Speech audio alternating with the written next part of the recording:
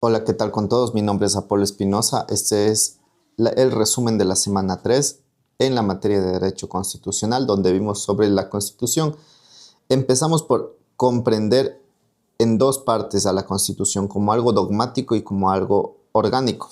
Cuando nosotros hablamos de dogmática, se refieren a los derechos fundamentales o derechos humanos, que es el conjunto de principios y valores que protegen a las personas. Por ejemplo, el derecho a la educación, el derecho a la igualdad, el derecho a la libre expresión. Mientras que cuando nosotros hablamos de la parte orgánica de la Constitución, se enfoca en la estructura y la organización del Estado. Cómo se organiza y estructura el Estado. Por ejemplo, cómo se eligen a los gobernantes. Las funciones de los distintos órganos del Estado. No nos olvidamos que los órganos que tenemos o poderes, tenemos el poder ejecutivo, legislativo, judicial, Consejo de Participación Ciudadana y Defensoría del Pueblo. Poder ejecutivo es lo correspondiente al presidente, legislativo a la Asamblea Nacional, judicial es lo que se administra la justicia, el Consejo de Participación Ciudadana, el cual promueve la participación ciudadana, valga la redundancia, pero también controla el ejercicio de las funciones de los otros poderes del Estado, que estos que ya mencionamos, y se puede designar la autoridad de control en cuanto a la Contraloría General del Estado y el Consejo de la Judicatura.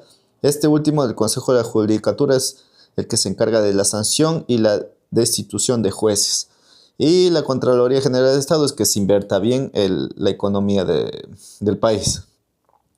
Algo que me gustaría recalcar es cuando se dice que controla el ejercicio de las funciones de los otros poderes del Estado, sí se puede, ellos pueden iniciar una acción para sancionar a alguna autoridad o destituirle a alguien. Y cuando nosotros hablamos de Defensoría del Pueblo, estamos hablando de alguien que protege los derechos humanos. Es aquí el principal protagonista, el defensor del pueblo, que reacciona como intermediario entre el Estado y la ciudadanía, para que las instituciones públicas respeten los derechos de las personas, con apoyo y orientación si alguna autoridad violenta tus derechos. Listo. Ahora, en el Ecuador, nosotros tenemos un Estado constitucional de derechos y justicias, social, democrática, soberana, independiente, unitario, intercultural, plurinacional y laico. Aquí lo que me gustaría a mí recalcar y es la explicación en por qué es algo soberano. Entonces, nosotros tenemos algo soberano cuando tiene plena independencia para la toma de decisiones. Es decir, nosotros no dependemos de Estados Unidos para aprobar o desaprobar leyes. Nosotros somos soberanos.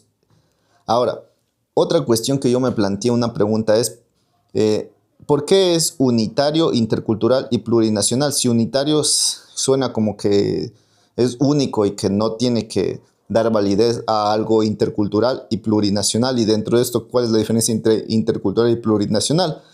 Pues la respuesta es que como nosotros tenemos una constitución unitaria, se refiere a que el gobierno nacional tiene la última palabra porque tenemos una estructura centralizada, pero también respeta y reconoce la interculturalidad y la plurinacionalidad. Es decir, dentro de lo unitario sí se respeta estos dos, pero dentro, donde lo intercultural tiene que ver la interacción con todas nuestras culturas, con el respeto, la participación ciudadana, la interacción responsable y respetuosa, mientras que la plurinacionalidad se refiere a todas las naciones con su propia organización política y social, que se respete.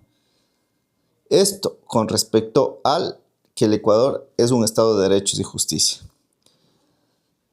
Ahora también necesitamos recalcar que los derechos constitucionales nosotros podemos clasificarlos en derechos humanos, derechos fundamentales y derechos constitucionales.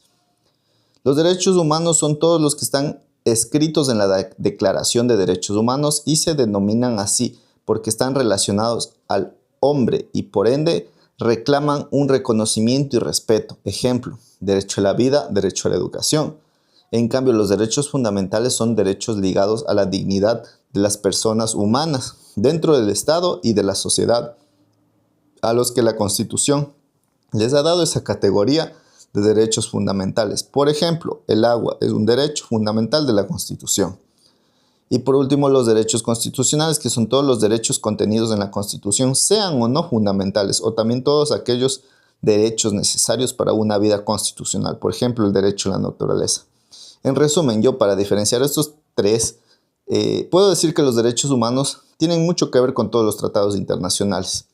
Los derechos fundamentales son cómo nosotros esos derechos humanos los adaptamos a nuestra Constitución y los hacemos fundamentales. Y los derechos constitucionales van abarcando los fundamentales y todos los demás que nosotros necesitamos dentro de nuestro Estado, dentro de nuestra legislación.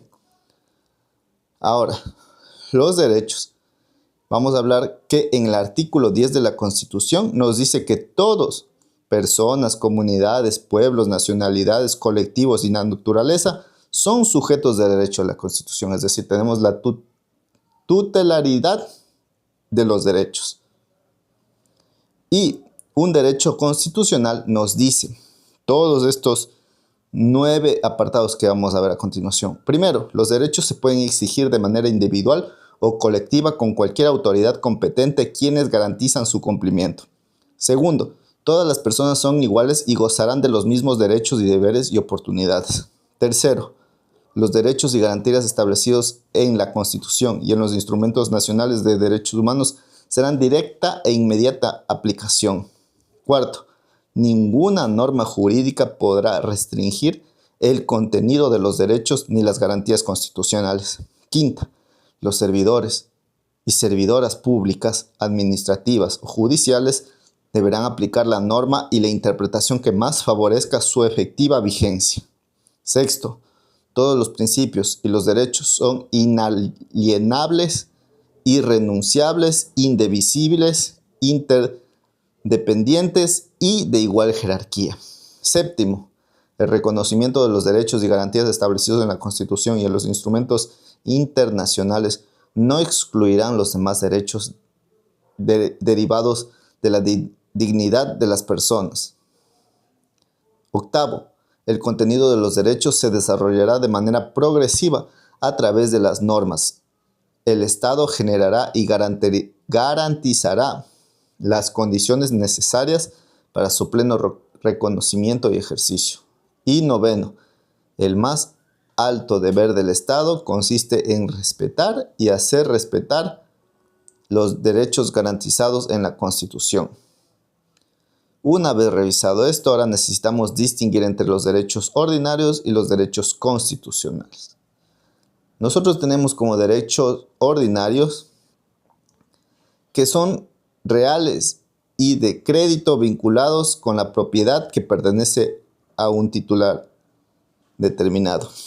Mientras que los derechos constitucionales son todos los reconocidos en la Constitución que están vinculados con las esencias del ser humano, es decir, son de derechos universales. Otra diferencia es que los derechos ordinarios son disponibles, negociables, alienables y hasta consumibles, se acumulan, se restringen o se pierden por la voluntad de las partes, mientras que los derechos constitucionales son indisponibles, inalienables, inviolables, intransigibles. Se los tiene y no aumentan ni disminuyen en cuanto a su titularidad. No cambian ni se acumulan. Otra diferencia más es que los ordinarios tienen por título actos singulares basados en acuerdos de voluntades y cuando se cumple una condición, la norma se aplica, mientras que los derechos constitucionales están reconocidos en la Constitución y se basan en la dignidad sin condicionamientos. Y por último, otra gran diferencia es que los derechos ordinarios son horizontales. Quiere decir que se produce entre personas que tienen igual estatus jurídico, o sea, igual capacidad, y se regulan en el ámbito privado. Mientras que los derechos constitucionales son verticales, suponen una relación de poder que prohíben, limitan y obligan a quien se quiere apoderar del más débil. Por lo tanto, y finalmente vamos a clasificar los derechos constitucionales, que en la siguiente clase el profe dijo que nos iba a explicar bien y ahí voy a hacer un resumen. Derecho del buen vivir, derecho de las personas y grupos de atención prioritaria, derecho de las comunidades, pueblos y nacionalidades, derechos de la participación, derechos de la libertad, derechos de la naturaleza, derechos de la protección. Muchas gracias.